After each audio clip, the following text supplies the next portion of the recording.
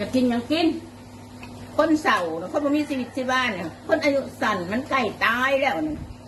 สิบอกให้ซะเด้อเก็บเขาเก็บจนเบิดเก็บจนเสี่ยงกับทุกใจได้แบบนี้มีแต่เก็บบริกินน้ำหมูกันบริชุ่มในแซวพี่น้อง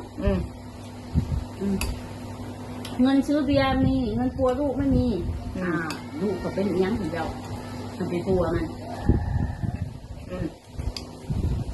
ของพ่อปัวจังปัวของพ่อปัวมันจะปัวจังคนดีๆแบบไปปัว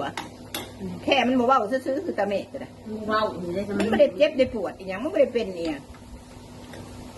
จะไปปัวอีกอย่างเลยมันรักษาลูกไม่มี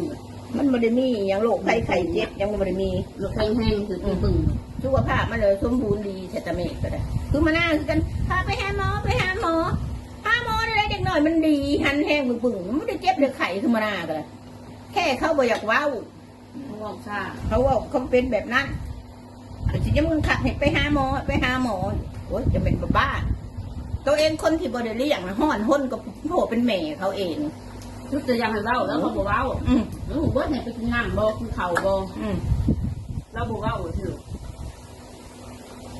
สีเนี่ยแล้วครับกระเด็กมันเป็นแบบนั้นมันก็เลยบู๊ไงบอกนะถ้าไปหาหมอมันเจ็บในท้องบอกมันเจ็บในนั่นในนี่บอกไปหาหมอนะไปป่วยยังไปอุบลกับหมอไปยังบอกอย่างพ่อแม่จะใส่ไปท่านกับเขาปากคือก็ไปหาหมอซะสักกลัวได้บอกเพื่อคนปากคือให้เว้าได้นะคือว่ามี